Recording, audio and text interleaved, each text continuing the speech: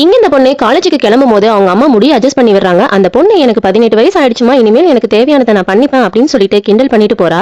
இந்த பொண்ணு காலேஜ்ல அவங்க ஃப்ரெண்டு கூட சேர்ந்து கண்ணாடி பார்த்துட்டு இருக்கும்போது மூஞ்சில பிம்பிள்ஸ்லாம் அதிகமா வருது, இதுக்கு என்ன பண்றதுன்னு அவங்க ஃப்ரெண்டு கிட்ட கேக்குறா.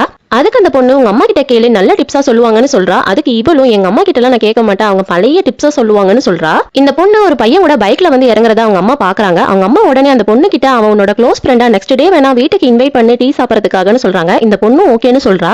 நெக்ஸ்ட் டே அவங்க அம்மா கிட்ட இன்னைக்கு அவன் வரேன்னு சொன்னாமா, உங்களுக்கு வேலை இருந்தா பாருங்க நாங்க பாத்துக்கிறோம் அப்படின்னு சொல்றா. அதுக்கு அவங்க அம்மா நான் டெய்லி தான் என்னோட வேலையை பாக்குறேன், இன்னைக்கு ஈவினிங் நம்ம எல்லாரும் சேர்ந்து டீ குடிக்கலாம் அப்படின்னு சொல்றாங்க.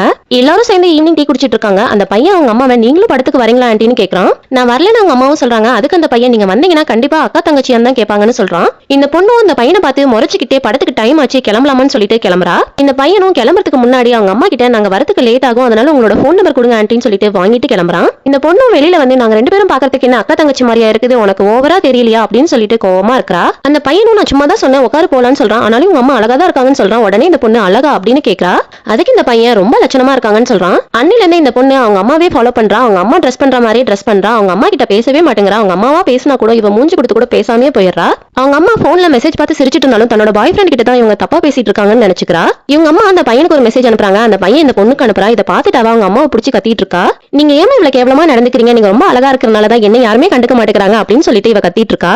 இந்த பொண்ணும் கோச்சிக்கிட்டு டோரை லாக் பண்ணிட்டு ரூம்ல தனியா உட்காந்து அழுந்துட்டு இருக்கா. இதை பாக்குற அவங்க அம்மாவுக்கும் அழுகையா வருது. நான் என்ன பண்ணேன்னு எனக்கே தெரியல அப்படின்னு சொல்றாங்க. நீ எப்ப சோகமா இருந்தாலும் என்கிட்ட தானே பேசுவ, இப்ப மட்டும் உனக்கு என்ன ஆச்சுன்னு கேக்குறாங்க. உடனே இந்த பொண்ணும் கதவை திறந்துட்டு அவங்க அம்மா வந்து ஹக் பண்ணிக்கிறா. நீ நினைக்கிற மாதிரி எதுவுமே கிடையாது, நான் அந்த பையனுக்கு ஜோக் தான் சென்ட் பண்ண, அந்த ஜோக் தான் அவன் உனக்கு ஃபார்வர்ட் பண்ணிருக்கான் அப்படின்னு சொல்றாங்க. அவனும் எனக்கு பையன் மாதிரி தான், யார் சொன்னது நீ அழகில்லன்னு சொல்லிட்டு, நீ ரொம்ப அழகா இருக்கிற, ஆனா இந்த மாதிரி ஷால்லாம் ஆன்ட்டி தான் போடுவாங்க, கூட நான் போட்டுக்கிறேன்னு சொல்லிட்டு வாங்கிக்கிறாங்க. நீ இந்த மாதிரி விஷயத்தெல்லாம் மனசுக்குள்ள வச்சுக்காத, அட்லீஸ்ட் என்கிட்ட வந்து ஓப்பனா சொன்னியே ரொம்ப சந்தோஷம்னு சொல்லி ரெண்டு பேரும் ஹக் பண்ணிக்கிறாங்க.